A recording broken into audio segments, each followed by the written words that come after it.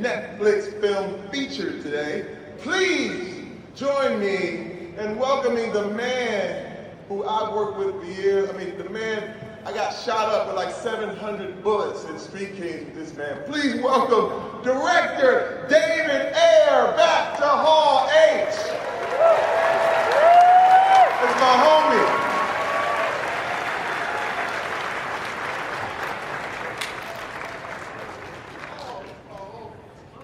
This is my man right here. What's up? What's up? Hall H. This is the house of Netflix. This is Netflix right now. We're here to represent Netflix. What's up with that? Netflix house.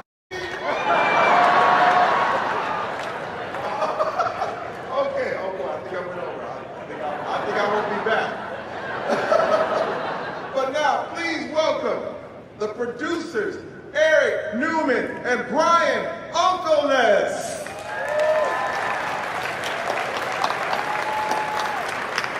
Man, you are not going to believe this lady. This woman can kick some serious ass. Please welcome Noomi Rapace. Incredible. Now in Bright, he is a federal agent on a mission. Please welcome Edgar Ramirez. An amazing young actress who holds her own against Will and Joel in the film. Please welcome Lucy Fry. Now watch out, Andy Serkis. This actor completely disappears into his role. The brilliant Joel Edgerton.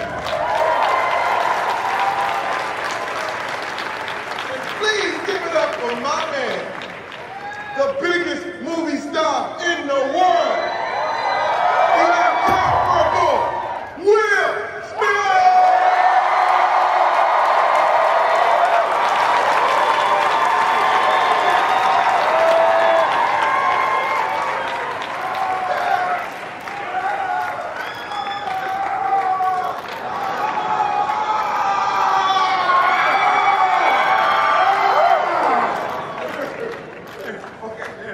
Terry heard you playing.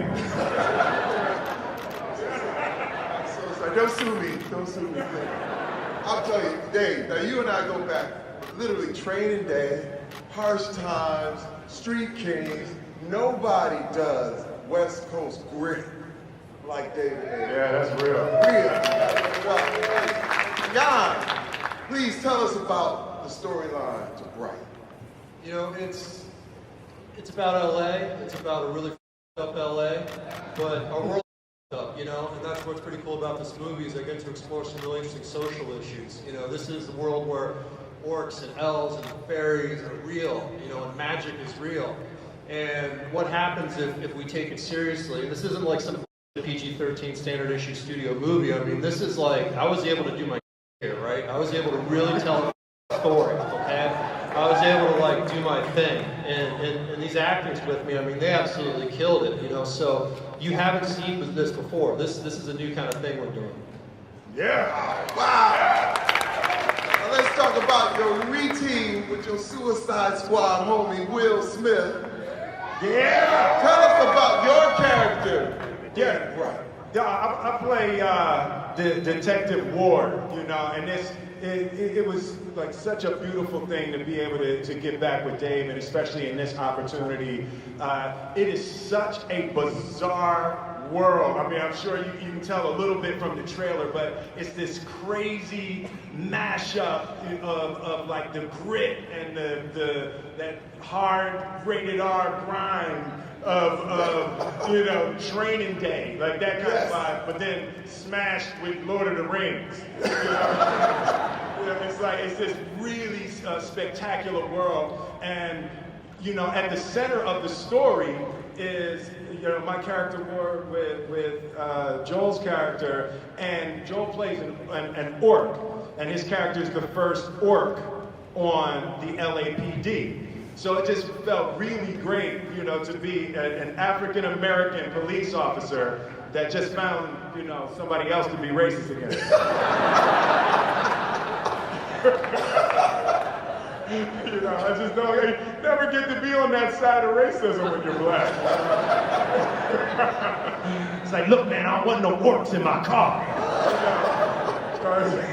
But no, it's great to have this size of a spectacular world, but then to really narrow the story down to something really simple and human as a foolish prejudice. You know, it was really beautiful.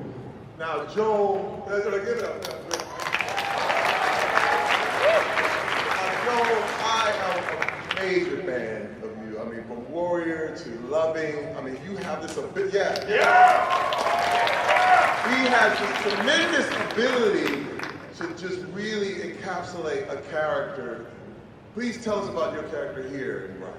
Well, the great thing about transforming for this character is when someone puts a couch on your face, which is what I called my makeup because it's made of foam. It's impossible not to transform. I read the script and I was so in love with a character who, you know, I love Lord of the Rings. The idea of playing an orc who is trying desperately to be as much like a human being as possible. A conservative human being who almost does not understand irony, wit, or any kind of humor, which Will brings in spades, and I think it brings... See, spades. It's racist. Spades. It's racist. It's racist. It's everywhere. It sneaks up on us everywhere, folks.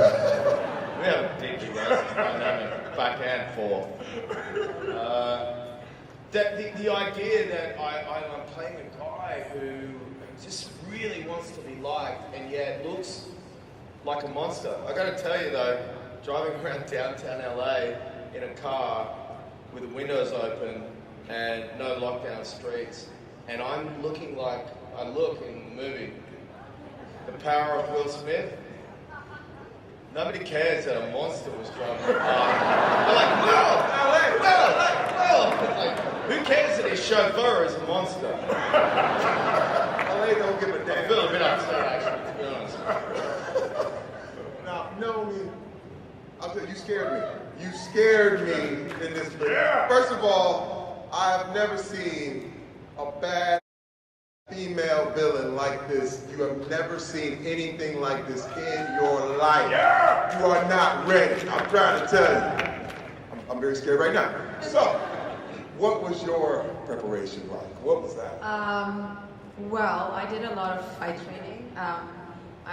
David always wants his actor to come in and do like a long preparation period. So I did a lot of fight training, a lot of shooting. I was out in the shooting range, shoot like big guns, small guns, and then I had to try to learn how to move in really high heels and a tight suit, gloves, rings, jewelry. It was a lot, and then contact lenses, elf ears, teeth. It was like everything that makes it really hard. But on the day, it was amazing how I just, I love my character, and she seems to be evil and quite brutal, but from my perspective, she was fighting for a better world. Like, she's trying to create something beautiful, but her method is quite vicious sometimes. I loved her. She was. And the elves are the best dressed.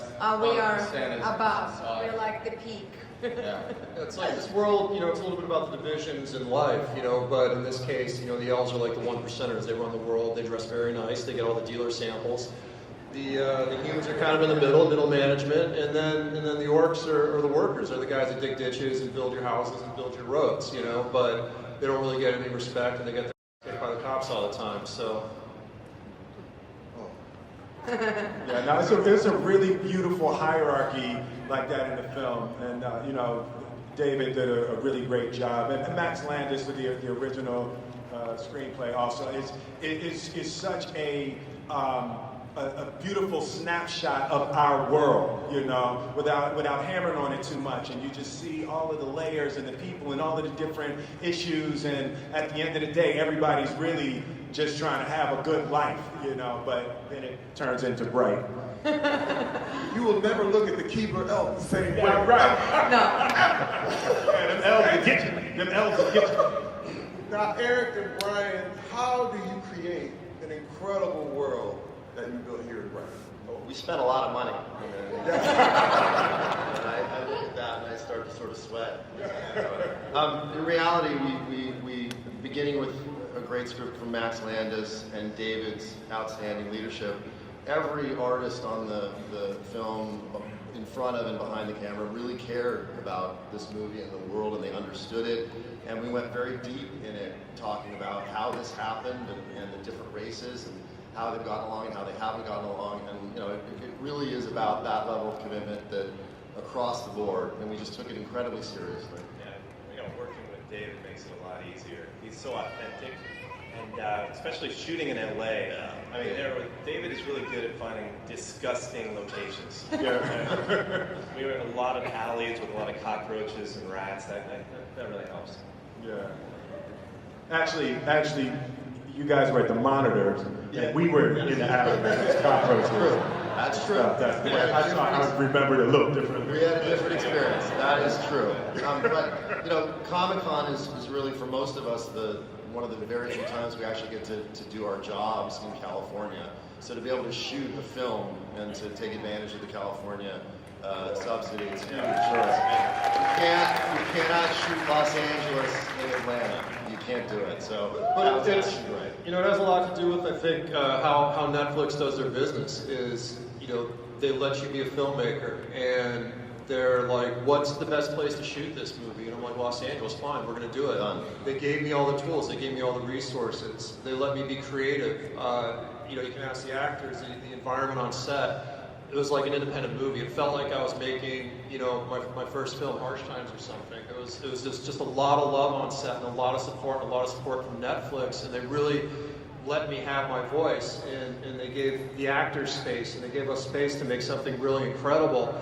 And that may not quite land with you guys. You have to understand what the opposite is, and sort of what the real situation is out there with a lot of filmmakers. And I think Netflix is going to pull a lot more talent because they are so supportive. They all are supportive of the process. It feels like it's 20 years ago with them. It's kind of amazing.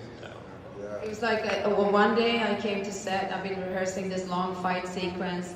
First day in this location, amazing location, smelled quite bad though, but it was amazing. And then David is like, "Okay, I want you to come running over this strip. It's like a strip stage, right?" He's like, "I want you to come running and fly through this glass wall and then start the fight." And everyone is quiet. It's like, okay. And then we did it. That's him. And that, in this environment with Netflix and the way they worked, it was amazing that it could be so playful. And so it was a journey. I mean, yeah. We found the movie as we went, and it's so rare to be able to do that. I mean, this movie really took on its own shape, and I can't wait for you guys to see this on December 22nd. I'm very proud of this, and I'm so proud of the work that these guys did.